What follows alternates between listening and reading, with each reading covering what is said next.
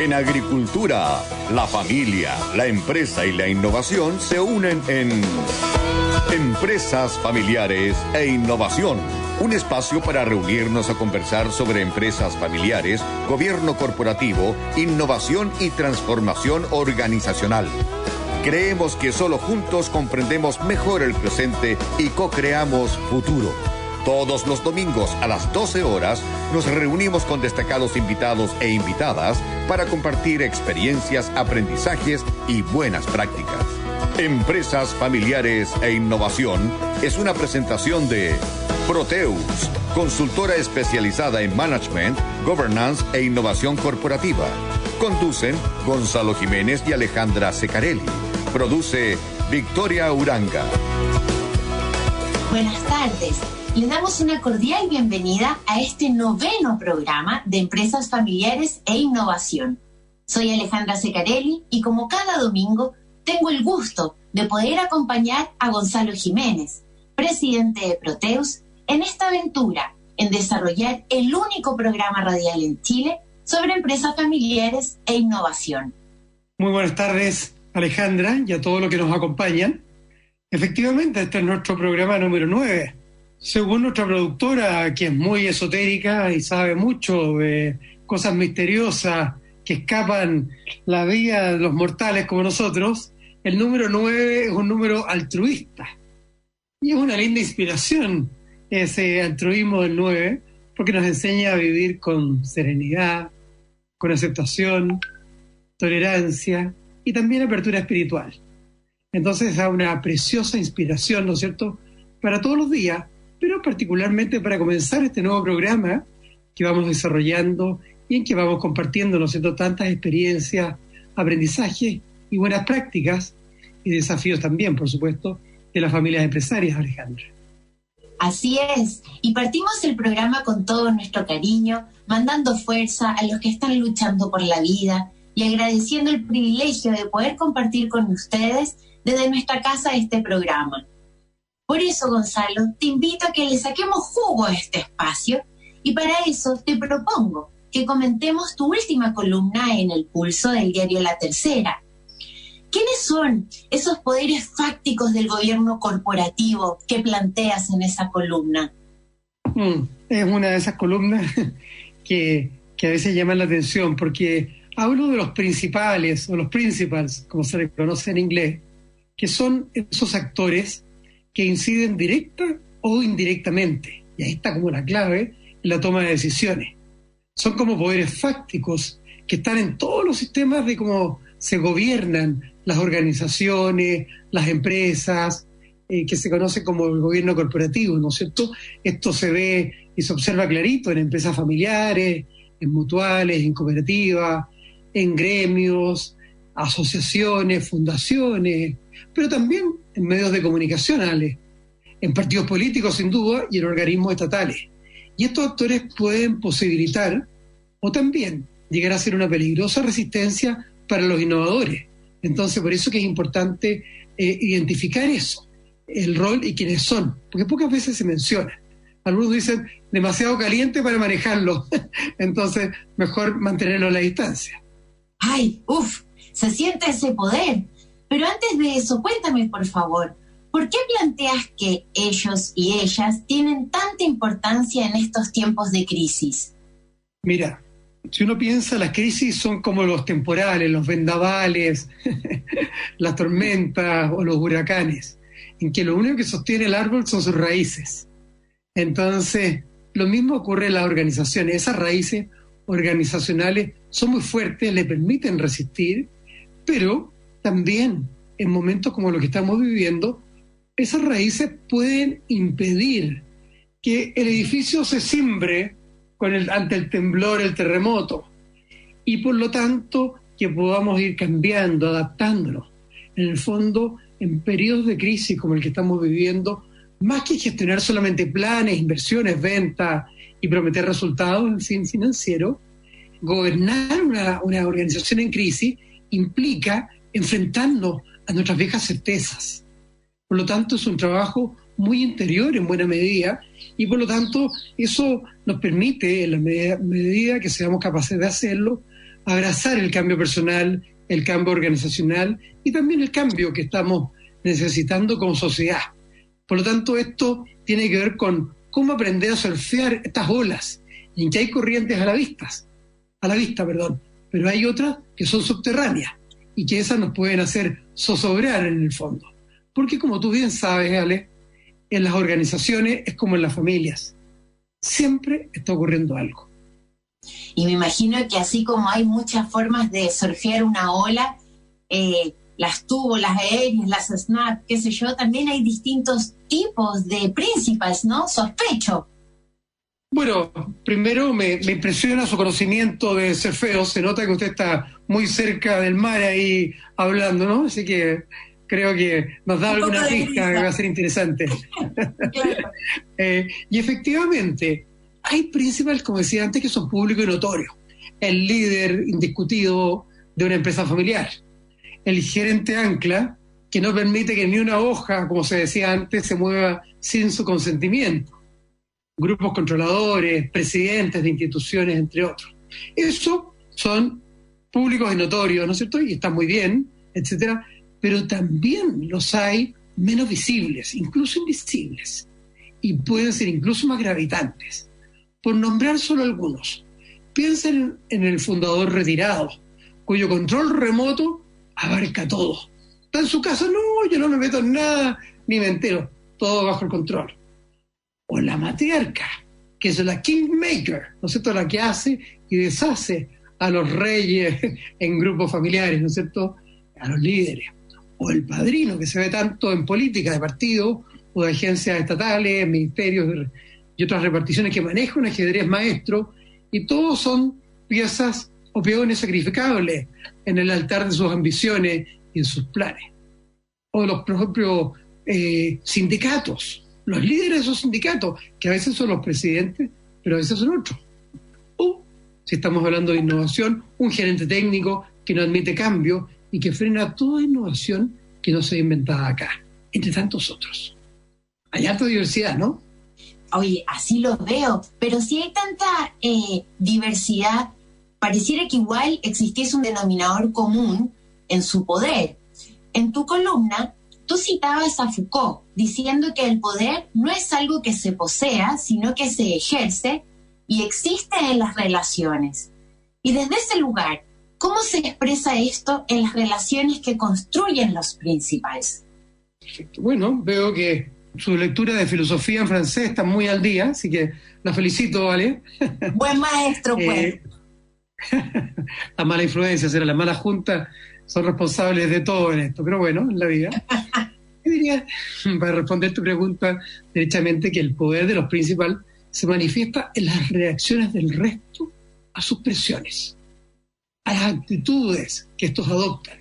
A veces puede ser una palabra, pero un silencio puede ser aún más manifiesto. O, como le comento a veces a algunos de mis clientes, el problema ocurre cuando tú levantas esa ceja diabólica que tienes. Con eso, ahí ya, perdonen el francés, ya que estamos en francés, se puede joder el soufflé, si no estamos atentos en ese sentido. Porque efectivamente, con eso terminan interviniendo las voluntades, las intenciones, haciendo incluso que gente que estaría dispuesta a cambiar, a innovar, a probar cosas distintas, se inhiben y se autocensuren.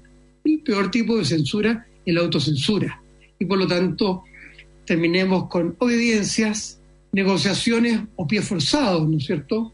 Debates amagados que no son verdaderos debates, ¿no es cierto? Y compromisos impenetrables para los no iniciados. Y esto es clave, porque en el fondo no reconocer el poder crea un terreno pantanoso para los expertos y sin duda un campo minado para los incautos o para aquellos ingenuos, ¿no es cierto?, que vienen y que solamente se guían por los datos duros, no entendiendo que las arenas movedizas son mucho más duras de vivir que los datos duros. La invitación de tu columna es trabajar entonces reconociendo ese poder. Afirmas que cualquier intento de cambio solo será posible si se constituye entendiendo el rol y el peso que tienen los principales. Y que es especialmente importante entonces identificar sus temores, sus aspiraciones, para poder acompañarlos en las reinvenciones y generar los espacios para que las innovaciones sean posibles. Sí, Alejandra, yo te diría que acá aplicaría un concepto que aprendí en Japón, que se llama nemawashi. Nemawashi, sí, que se traduce como dar vuelta en torno a las raíces. Es como cuando tú cavas en torno a las raíces de un árbol para un trasplante. ¿Qué es lo que implica esto en lo práctico? Es un proceso informal en que se sientan las bases para algún cambio, hablando con los líderes oficiales y sobre todo con los principales fácticos. Reúnes apoyo, preparas el camino, etc. Los mandarines nipones, japoneses, ¿no es cierto?, siempre esperan recibir las nuevas propuestas de innovación, por ejemplo, y otras antes de la reunión oficial. Hacerlo no solo es una diferencia, un respeto, sino que también una tremenda oportunidad para retrasar continuamente el camino a seguir. Por lo tanto, no es solo un saludo a la bandera, ¿no es cierto?, sino que es un proceso continuo que se espera y que es muy bueno tenerlo presente. Disculpa, es que me acuerdo de Goncha, a raíz de tu viaje a Japón el año pasado, y no lo puedo evitar, y me encanta cómo te has quedado en tu corazón con una parte de Japón viviendo en ti. ¿Cómo hacemos para acompañar o hacer ese acompañamiento nemawashi, ¿no?, hacia los principales? Perfecto. No te voy a responder yo, sino que le vamos a pedir a Gon-chan, como me decían ahí. Gon-chan, los amigos japoneses, con mucho cariño, la verdad, y me han tocado muy profundamente. No voy a poder responderlo ni muy único ni muy corto, pero lo que te puedo decir que es una pega dura, es un trabajo arduo.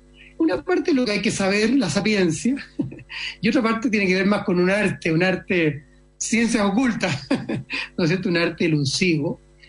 Y creo que la gran clave para acompañarlo, y esto es importante porque acá hay muchos principals que nos están escuchando, y acá esto no es contra ustedes, muchachos, estimados, o patriarcas o líderes, sino que en el fondo hay que entender que estos principals tienen sus ojos puestos más allá del horizonte, porque quieren proyectar sus sueños, y por lo tanto ahí está la oportunidad, porque para poder hacerlo, tal como tú lo conoces bien, en el caso de las empresas familiares, tiene que hacerse a través de terceros.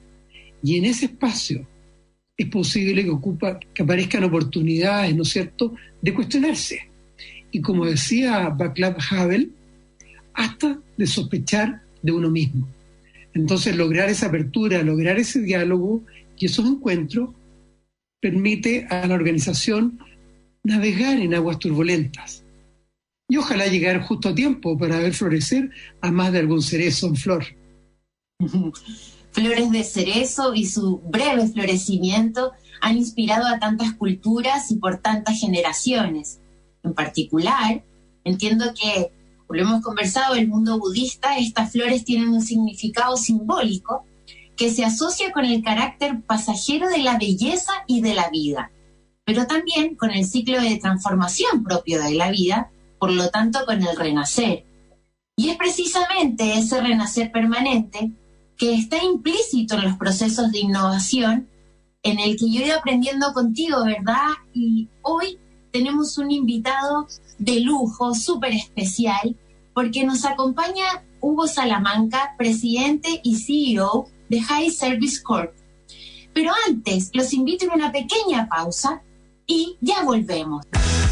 En la web somos agricultura.cl. Síguenos, infórmate, comunícate, participa, opina, comparte.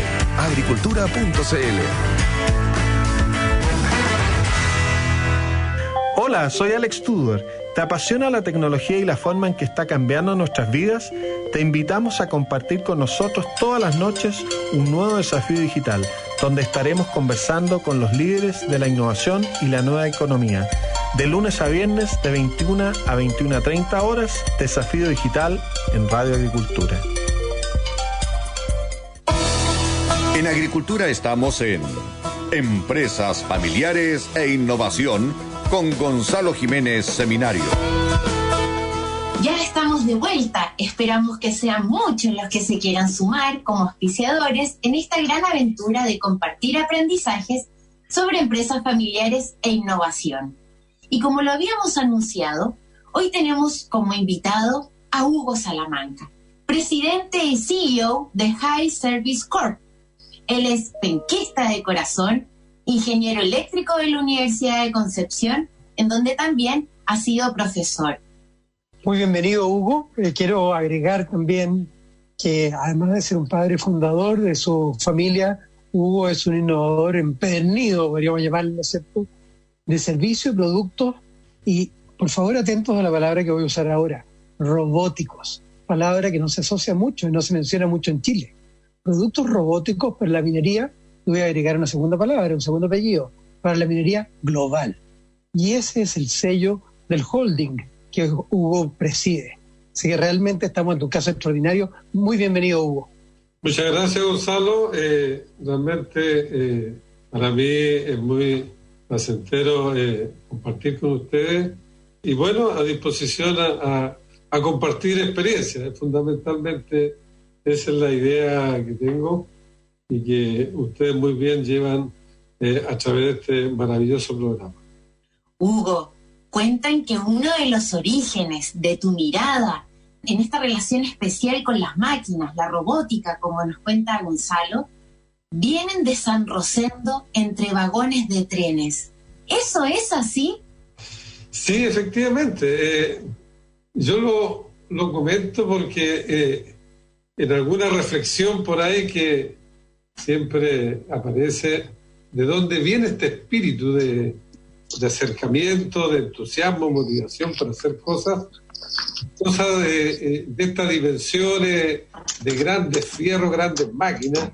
Y en esa reflexión aparece el lugar y el origen donde nací, en la época de oro del tren ferroviario que fue en San Rosendo, una gran estación ferroviaria que tenía, y todavía quedan los vestigios de una casa de máquina de las más grandes del país, con una capacidad más de 30 y tantas máquinas y trenes, y que en su oportunidad mi padre fue el jefe de esa gran casa de máquinas y nos tocó estar muy cerca de esos grandes monstruos metálicos que como niños nos tocó estar muy cerca y conocerlos. Así que en esa reflexión de dónde viene esto, yo apunto a ese momento de la niñez, ese momento que tuve de haber tenido la oportunidad de subirme a esas máquinas a jugar, porque tuvimos esa oportunidad y después, por cierto, vinieron otras etapas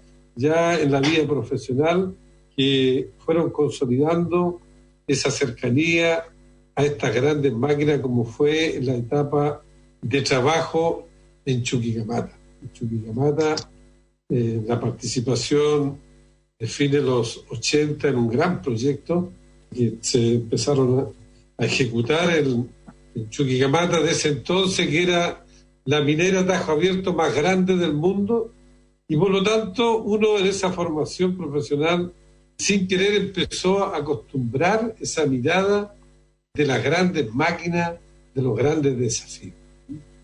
Hugo, y esto en lo XL de tu vida, ¿qué aprendiste en los 10 años que te sirvieron como para formar tu empresa, me imagino, en esto de máquinas y gran escala?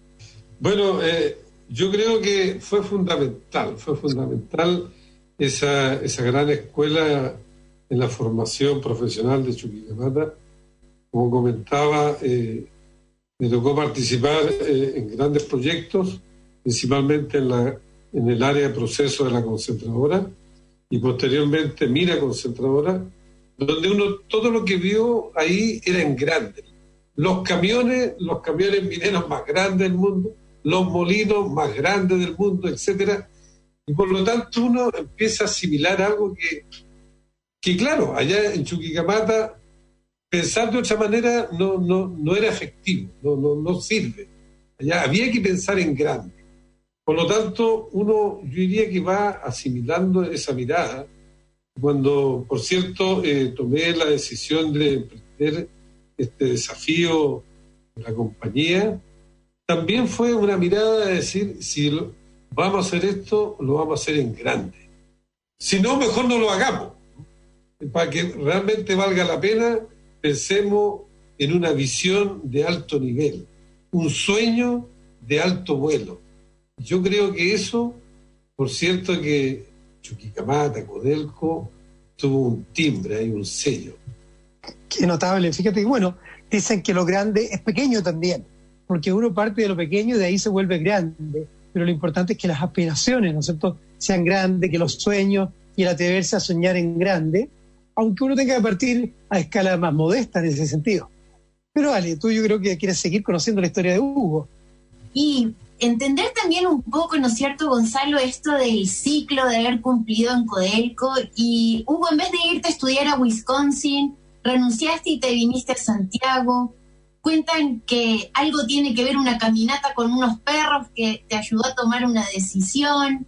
Sí, mira, eso es una anécdota que es bien significativa porque también tiene que ver con lo que uno valora en su vida personal y familiar. Yo tempranamente tuve la oportunidad de, justamente en el norte, en Chuquicamata, estar en condiciones al final muy especiales, favorables, pero miraba a colegas en la tarde, ya con algunos años más, paseando sus perros, muy cariñosamente, pero yo vi una soledad de pasear sus perritos en el desierto, porque Chuquicamata, por cierto, estamos en el desierto, se tiene una vida de campamento minero, puede haber sido muy grande, con cosas extraordinarias, pero era vida de campamento minero.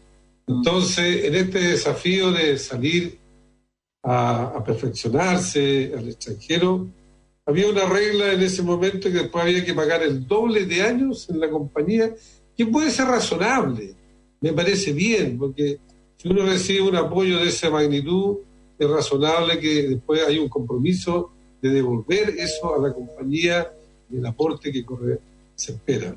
Sin embargo, para mí era muy significativo el que volver a estar mucho tiempo más, porque ya la familia se iba a empezar a desintegrar. Y nosotros el valor de familia, personalmente, con mi señora esposa, lo valoramos mucho.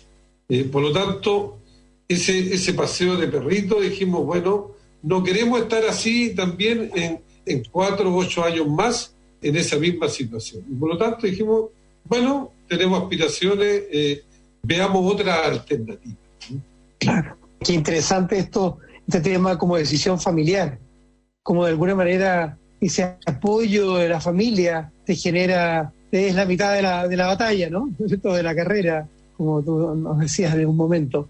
Está siempre puesto, está presente. Efectivamente, personalmente el tema familia para mí en este emprendimiento, y como bien lo dijiste tú, a pesar de que uno tiene una mirada y una visión de alto nivel, uno comienza desde lo muy pequeño. Personalmente, como lo he comentado, partí en una pieza que estaba al lado de la cocina y mi secretaria era la persona que ayuda en la casa cuando no estaba, y en algún minuto, cuando regresaba, me decía, mire, llamó una persona, pero la verdad es que no le entendí mucho, me dijo, porque parece que no hablaba español. Entonces, después me decía, ¿y quién más dijo? Lo único que entendí que estaba en el Sheraton. Ah, perfecto, yo por ahí, esto. Entonces, claro, uno parte de una situación muy pequeña, pero en esa mirada y visiones de alto nivel. Pero en eso la familia ha jugado siempre un rol relevante. Yo lo comento sobre todo a los amigos, a los jóvenes que quieren emprender este camino de independizarse o de hacer emprendimiento. Y yo les digo, mira, lo primero, ¿conversaste con tu señora? ¿Tienes familia? ¿Tienes hijos? ¿Conversaste con tu señora? No he conversado. No, mira, cuando hayas conversado con tu señora, vuelve y ahí yo te puedo transmitir qué experiencia. ¿Por qué te digo yo? Porque esta cosa de emprender hay que tener claro que es un camino de sacrificio, es un camino de perseverancia y es un camino de alto riesgo. en la fase inicial es un camino de alto riesgo, y riesgo no solamente para ti, le digo, es un camino de riesgo para toda tu familia. Y por lo tanto, tu familia tiene que estar consciente de que si tú te vas por este camino, ellos van a también tener riesgos importantes. Y cuando tú tengas dificultades, el mejor y el más importante apoyo es tu familia. Si no, las probabilidades de fracaso son altísimas. Entonces, después que tú converses con tu señora, vuelve y conversamos. Entonces, para nosotros la familia ha sido muy relevante en la toma de decisión y en el desempeño y desarrollo de esta Claro, sí. Claro, entonces tú estabas hablando justo lo mismo que comentábamos de la columna hace un rato. El principal. O la principal, ¿no es cierto? Que O la principal. El principal o la principal, claro, que te va a dar las claves, ¿no? El apoyo en un momento clave de la vida, ¿no? Y me imagino que eso pasó mucho en un inicio. Efectivamente. Bueno, el tiempo con las buenas conversaciones. Por favor, Hugo, quiero seguir escuchándote, Gonzalo también, porque en esto del principal que estás hablando de la participación de las esposas, de tu esposa en tu caso, y de las esposas de amigos que has tenido donde han integrado la posibilidad de emprender en las conversaciones familiares. Tú sabes que Gonzalo es un amante de la familia en el mejor sentido de la palabra y por eso también en las empresas familiares. Por eso también para nosotros hoy es un placer poder estar contigo y poder escucharte en tu historia de emprendimiento que por supuesto incorpora lo familiar. Y hablando de robótica para la minería, que sigue siendo sumamente novedoso, sobre todo en un contexto en que la mayoría del cobre en Chile se exporta como concentrado y con poca elaboración. ¿Cómo es que te creyeron en el año 99 cuando tú estabas hablando de robótica? Bueno, no ha sido un camino fácil. Imagínate, hablar de robótica el año 2001, 2002, fue como predicar en el desierto, como yo le digo, y pasar unos cuantos años explicando y haciendo entender que esta era una tecnología, se conocía muy bien en otra industria, pero no en la minería.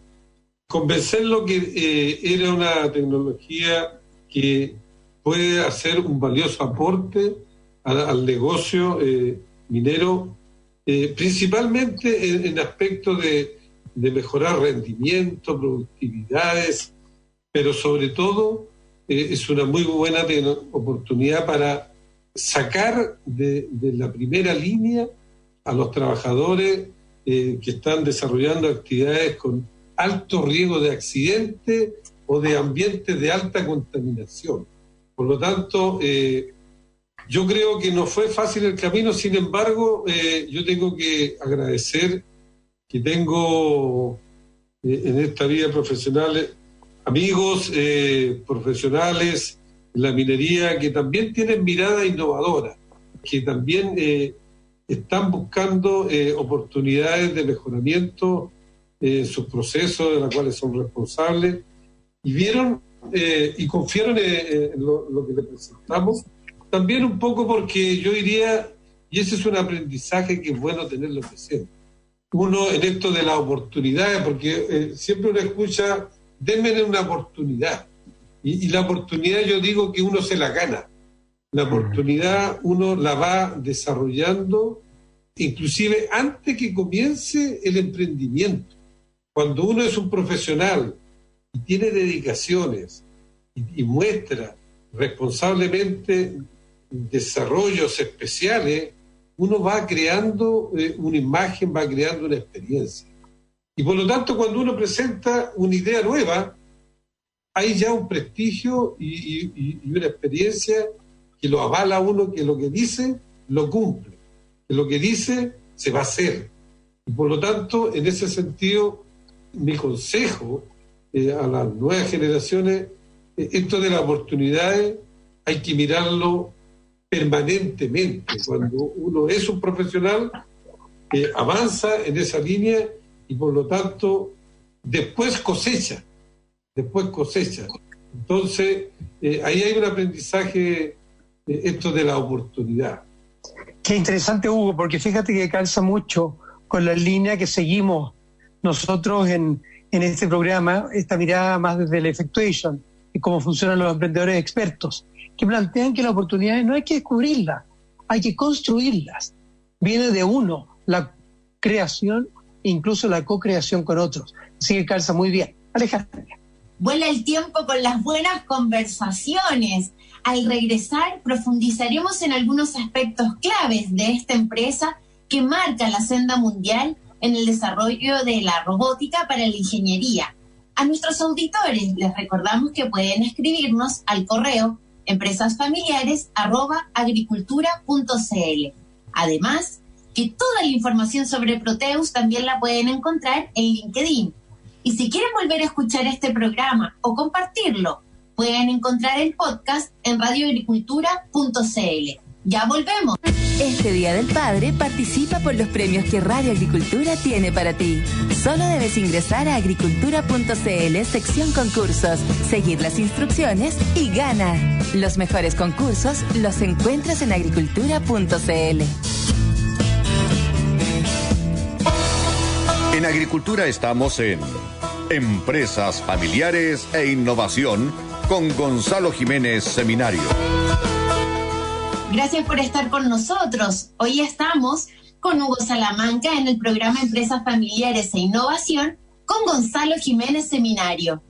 Al inicio del programa hablábamos de los poderes fácticos, de los principals o principales. Ustedes que son portadores de tecnología de clase mundial, ¿cómo manejan las barreras culturales a la innovación? Gente poderosa, pero a veces muy conservadora en su enfoque y que no siempre presenta sus objeciones de frente, en forma clara, o a veces puede ser excesivamente tajante, por otro lado, como les toca experimentar a tantos emprendedores. ¿Cómo se las arreglan ustedes? Cuéntanos, por favor. Bueno, es un desafío grande, porque efectivamente el tema de innovación es un tema que todos sabemos que en nuestro país ha venido avanzando con mayor velocidad en los últimos años, pero todavía estamos en el caminar de esta gran carretera, ¿cierto? Y que es trascendental para el desarrollo del país. Por lo tanto, el tema de la cultura es un tema importante que hay que ir resolviendo, y lo que tú dices, estos principales que en algún minuto pueden ser de un gran apoyo, pero también, si no, un gran obstáculo. Es un tema que nosotros lo vemos enfrentado en la práctica, tanto a nivel el nivel operativo, ¿no? El nivel operativo con la cual existe en algún momento la articulación y la implementación propia de la innovación, pero anteriormente tenemos que ver cómo enlazar a la alta dirección de la compañía o de la corporación. Y yo creo que ahí el llegar a tener la oportunidad de poder tener una conversación, un momento de mostrar esto, son fundamentales. Para ello están las comunicaciones a veces muy directas o a través de colegas o asesores que tienen también un puente, que nos pueden construir un puente para poder tener esa oportunidad y mostrar el valor que puede agregar al negocio, ¿cierto? Esta innovación es un camino. Pero también yo diría, en ese sentido, yo creo que la experiencia y la historia de haber trabajado con ellos ha sido también un buen puente para poder llegar a altos niveles. Hemos tenido efectivamente la oportunidad de trabajar con grandes líderes de la minería, y por lo tanto ahí eso ha sido un plus importante, porque hay un nivel de confianza en eso. Y en el nivel operativo yo diría se ha ganado un respeto y una credibilidad. Efectivamente, eso es así, pero a nivel operativo yo diría que es importante tener esa mirada integradora en distintos niveles de la organización, porque, como nosotros decimos, todos tienen que salir en la foto. Todos tienen que salir en la foto, porque de alguna manera también cada uno hace su aporte, unos con mucho más propiedad, con mucho más liderazgo, son los champions, pero el champion tiene segundo y tercero en su línea de mando y que también tienen que aparecer en la foto. Entonces, hay un proceso de integración, de hacer equipo, que es importante para que estos principales operativos, estos principales corporativos, se vayan integrando y se sientan parte de la innovación. Uno tiene que tener la inteligencia de que, si bien es cierto, propone esta innovación, ellos la tienen que sentir propia de ellos, que es de ellos. Ellos tienen que tomar el liderazgo. O sea, que ustedes en realidad hacen su propio nemaguachí, dando puentes con asesores, buscando de alguna forma la integración, y obviamente hay una credibilidad ganada que los va ayudando, pero es bonito y es interesante porque para tanta gente que nos escucha, estos son buenas claves, porque tanta gente joven que no tiene la experiencia, hay que buscar el lado, hay que cavar en torno a las raíces y buscar maneras de conectarse. ¿No te parece, Alejandra? Claro, apelando mucho a este principio, a este concepto japonés que nos regalabas de mirar en el fondo cómo se van constituyendo las decisiones y yendo hacia las raíces, hacia la génesis por ahí de aquellas cosas que en el fondo nos van movilizando. Hugo, este año, si no me equivoco, High Service Corp se hace mayor de edad. O sea, cumple 21 años con oficinas en Perú, en Estados Unidos y con servicios que los ha realizado en más de 10 países. ¿Cómo es el sueño grande, el sueño XL? ¿Tal vez ser una empresa unicornio? Bueno, ser una empresa unicornio, por cierto que es algo mayor, pero en esa dirección está nuestra mirada y nuestra visión. Tú comentabas, estamos con presencia permanente, con oficinas en Perú, naturalmente, porque Perú es un mercado y una industria minera importante, pero también estamos en Estados Unidos. Sí. Ya hace 5 años con oficina en Salt Lake City, como producto de una definición que tomamos en algún minuto en la compañía de ir al mercado global. Estamos en la tecnología, estamos en el negocio de la tecnología, particularmente estamos en el negocio de la robótica en minería, pioneramente a nivel mundial, y por lo tanto, en tecnología, si uno no piensa global, creo que no vale la pena hacer el esfuerzo. La tecnología se tiene que mirar y desarrollar con una visión global. Y en ese sentido, nos propusimos y tomamos la decisión de hacer esfuerzo, de poner recursos y ir a conquistar mercados como es el mercado norteamericano, que por cierto sabemos que es un mercado altamente exigente porque son países absolutamente desarrollados, tienen estándar, por lo tanto, de exigencia, de calidad muy fuerte, pero también tienen una gran ventaja que entienden muchísimo más profundamente en su cultura la innovación. Ellos saben que la innovación la necesitan para mejorar su proceso, pero también saben que la innovación tiene riesgo. La innovación puede presentar en algún minuto alguna dificultad, pero ellos tienen el convencimiento y la tranquilidad que eso es normal de un proceso innovativo. Tienen la tranquilidad de que va a ser superado y finalmente se va a implantar esa innovación. Entonces, tomamos esa decisión de ir a un mercado global porque no hay alternativa desde el punto de vista tecnológico. Desde el punto de vista de desarrollo de negocio, no queda otro camino que hacer una mirada global. Pero es cierto que es un esfuerzo mayor ir a abordar mercados con otras culturas, etcétera, etcétera. Hugo, estaba pensando que a lo mejor es bueno explicarle a nuestra audiencia que no todos conocen quizás el concepto de unicornio. Alejandra es muy tecnológica, siempre va de punta ahí. Entonces tira la palabra unicornio así como quien tira un gnomo o un duende. Entonces, ¿qué es lo que son estos unicornios? Son empresas que alcanzan con niveles de venta el $1 billón, como le llaman los norteamericanos, $1.000 millones en el fondo, en su crecimiento, y que de hecho en Chile tenemos una sola en esa categoría de estas nuevas empresas. Me refiero a empresas tecnológicas y de la nueva economía, llamémosle, que es Crystal Lagoons. Argentina tiene alrededor de 7. He tenido el honor de trabajar con una o dos familias vinculadas con algunos de esos grupos, por ejemplo, Despegar, Atrápalo, Mercado Libre. Hay una serie de compañías muy notables. En Chile solamente tenemos una. Entonces sería una tremenda esperanza que siguieran saliendo y surgiendo, sobre todo en una actividad tan de punta como la que estamos. Entonces, ojalá efectivamente High Service, ¿no es cierto?, pueda convertirse en un unicornio, ¿no es cierto?, para nuestro país, nuestra tecnología. Además, ubicado acá con toda la importancia que tiene la minería, pero conversando con, ¿cuántos? 10 países o más, ¿no es cierto?, con los cuales ustedes están vinculados, están obligados a ser world class, me parece, ¿no? Bueno, es nuestro sueño llegar a ser un unicornio, por cierto. Creo que el esfuerzo que se ha realizado y que estamos proyectando desarrollar está en esa dirección.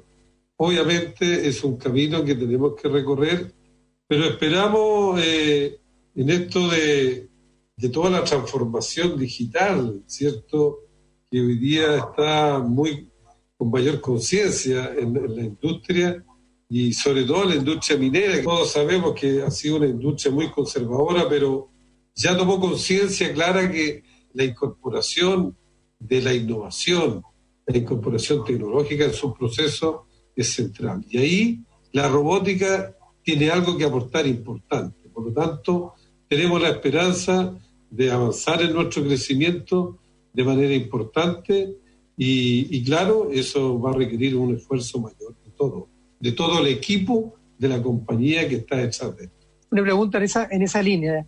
A ver, hay distinciones que se hacen entre incertidumbre y riesgo. Riesgo es cuando tú puedes medir la probabilidad que te vaya bien o que te vaya mal. Incertidumbre es cuando no tienes parámetros y por lo tanto te mueves ahí en una nebulosa. ¿Cómo manejan ustedes? Ustedes están en una actividad que está muy de punta. Entonces, ¿cómo manejan la incertidumbre más allá del propio riesgo? ¿Cómo se las arreglan, Hugo? Bueno, yo creo que la incertidumbre y el riesgo son propios del negocio real, ¿eh? Un negocio sin riesgo y sin incertidumbre no es un verdadero negocio, es cualquier otra cosa, una fundación, no sé, para mí es distinto. Por lo tanto, la incertidumbre yo diría que el riesgo, primero, yo creo que es propio del valor de la compañía, el administrar nuestras decisiones bajo un parámetro donde el riesgo no es que lo calculemos, pero está presente permanentemente. Y la incertidumbre yo diría que es un tema que se evalúa también periódicamente, es decir, se está viendo el mercado, se está viendo la reacción del mercado, y yo diría que la forma de abordar la incertidumbre es tener procesos de reacción rápido. Por ejemplo, esta incertidumbre era para el coronavirus. Inmediatamente la compañía definió diferentes comités responsables de temas de emergencia sanitaria, los responsables de revisiones presupuestarias, responsables de redefinir la ruta de navegación en este periodo de incertidumbre y definir parámetros de evaluaciones periódicos que vayan mostrando cómo va la evolución. Yo creo que la incertidumbre hay que estar mirando el mercado permanentemente en profundidad, pero hay que estar mirando hacia adentro las definiciones y los cambios que hay que hacer permanentemente. Yo creo que eso es muy importante para poder administrar la incertidumbre. El riesgo, uno sabe perfectamente cuáles son las cosas que están presentes y cómo poder controlar y mitigar y controlar el riesgo. Claro, qué interesante, me encanta como lo bien asumido que se nota que tienen ustedes en High Service, el concepto de riesgo, que en el fondo eso es la rutina, ese es el riesgo del negocio, lo que se maneja, y cómo manejan la incertidumbre, y déjame releerlo, tu testimonio de una mirada como conceptual, en el fondo el aprendizaje continuo, la corrección permanente, el ir cambiando eventualmente los objetivos para ir readecuándose, y por supuesto el estar mirando las reacciones de los distintos actores. Se claramente da las grandes claves que los emprendedores expertos manejan o innovadores expertos manejan en el mundo. Alejandra, yo sé que tú quieres preguntar otra cosa. Sí, pero asociado también en la misma línea, Gonzalo, en este navegar con el riesgo, porque como vos bien decís, da la idea de que Hugo, en vez de asustarse con el riesgo, baila con el riesgo, navega con el riesgo. Y en esa misma línea, me imagino que haber decidido desarrollar una empresa familiar era una apuesta, era un riesgo. Cuéntanos, por favor, de los roles que cumplen tus hijos, un hijo, una hija. ¿Qué significa para ti que ellos formen parte de este gran proyecto, de esta empresa que formaste? Y su principal también, no lo olvidemos, Alejandra. Sí, los principals. No, aquí la principal. Vamos a partir por la principal. Realmente ellos han jugado un rol trascendental. ¿Sí? El apoyo de Cristina, mi señora, ha sido fundamental. Yo por ahí conté un poquito la historia de mi vida respecto a una situación de familia muy especial, de la partida del hijo mayor, etcétera. 15 años atrás. Ahí el apoyo a familia, por cierto, fue central. Fue central a que pudiéramos seguir caminando y seguir en este emprendimiento. Por lo tanto, aquí el papel de la principal ha sido extraordinario. Pero particularmente el rol de los hijos que tú me preguntas, Héctor y Fernanda, para mí yo siento que es un privilegio y un gran honor que ellos hayan querido integrar la compañía de la familia. Porque perfectamente podían haber decidido tomar decisiones de emprendimientos independientes, que yo los respeto mucho. El día de mañana, si lo hacen, tendrán todo mi apoyo, pero ellos se han integrado con un compromiso extraordinario. Yo creo que ellos también están enamorados de su compañía. Y eso es porque yo creo que hemos dado los espacios de formación, de cimiento, pero también de desafíos de ellos. ¿Sí? Aquí todos tenemos que aportar el esfuerzo de equipo que hacemos con todo el resto de los colegas, y ellos se sienten en esa misma línea. Y privilegios no existen. Lo que existen son responsabilidades, existen objetivos. Yo creo que en esa línea el aporte que han hecho mis hijos ha sido extraordinario. Yo me siento, como les digo, privilegiado y bendecido que ellos estén entusiasmados en esta aventura de familia. Hugo, para rescatar en esta historia que está llena de amor de tu empresa familiar, un pajarito nos contó a Gonzalo y a mí que vos conociste a Cristina, a tu mujer, tu señora, en un trabajo de verano en Concepción. ¿Y de qué manera esa opción social y esos valores están hoy presentes en tu empresa? Es lo que te quería preguntar. Sí, mira, ese pajarito te contó una bonita historia. Es una historia de juventud, época universitaria. Mi señora un poquito más joven todavía. Nos conocimos en estos talleres de verano, hacíamos con otros amigos en Concepción, ella a través de movimientos cristianos, ella en forma independiente en otra parroquia, y yo estaba muy cerca trabajando con los jesuitas, y trabajábamos en el verano dando la posibilidad de descanso de los niños en la calle.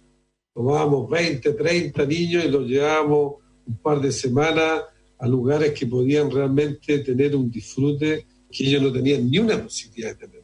Por lo tanto, había un acercamiento en un tema solidario por grupo de personas que tienen necesidades más profundas en la sociedad. Y hoy en día eso ha sido trasladado a la compañía como un sello también. Tenemos una mirada de que en lo posible, donde ejerzamos una operación como compañía, tener un acercamiento sobre todo a las escuelas de niños con mayores dificultades, de buscar cómo podemos ayudar a esa escuela, a esa formación de niños. Y particularmente, Cristina tiene una labor junto con un grupo de amigas, esposas de los colegas, extraordinaria aquí en Santiago, en el Castillo, en la comuna de La Pintana, de apadrinar un jardín de 100 niñitos de 2 a 4 años, permanentemente con grupos especiales para mejorar la calidad de la educación de los niños y también para toda una ayuda de infraestructura que necesitan. Hoy en día, en época de pandemia, se han hecho campañas especiales de dar 2.000 almuerzos a las familias asociadas al jardín. Es decir, por cada niño, dijimos, hay 4 personas mínimo en la casa y por 5 días se hizo una campaña y repartimos 2.000 almuerzos. Estamos hablando de un mes atrás. Y después se hizo una campaña que lideró ahí todo este grupo especial, que es el Jardín y de Quito, en esta comuna de La Pintana, de repartir 100 cajas con alimentos también. Estamos hablando de 3 semanas atrás. En ese sentido nos sentíamos muy orgullosos. Decían, mira, el gobierno tomó esta iniciativa de repartir cajas, pero en realidad nosotros ya lo habíamos hecho antes. Entonces, ¡qué generosidad! Sí. Solidario, Oye, muy relevante. bueno, estamos llegando, o sea, desgraciadamente el tiempo se nos hace nada, llegándose al final, pero me gustaría que solamente terminaras contando brevemente cuáles son los roles que ocupan tu hijo o tu hija que te acompañan mientras vamos despidiendo nuestro programa. Sí, específicamente el rol que cumple el hijo Héctor, él es el vicepresidente de operaciones del holding, y por lo tanto tiene un rol tremendamente relevante porque tiene la cercanía y de todos los negocios que estamos emprendiendo y tiene una comunicación y el feeling muy cercano. Ese es un rol relevante porque yo diría permite también tener un control de los negocios más directamente, que es absolutamente necesario. Y Fernanda, ella es la controller de la compañía y la jefe de marketing. Por lo tanto, también son roles de gestión relevantes para que los procesos principales de la compañía tengamos la tranquilidad que se están llevando a cabo en forma correcta. Un millón de gracias y Alejandro te dejo para que vayas. Sí, muchas gracias programa. a ambos, gracias por tu historia, Gonzalo, gracias por todo lo que nos enseñás siempre, muchas gracias también a quienes nos escucharon. Estamos seguros que generando conversaciones de esta categoría es que vamos construyendo un Chile mejor para todos y para todas. Un abrazo cariñoso y nos vemos el próximo domingo a las 12. En Agricultura fue Empresas Familiares e Innovación con Gonzalo Jiménez Seminario. Una presentación de Proteus, consultora especializada en management, governance e innovación corporativa. Conducción, Gonzalo Jiménez y Alejandra Secarelli. Producción, Victoria Uranga.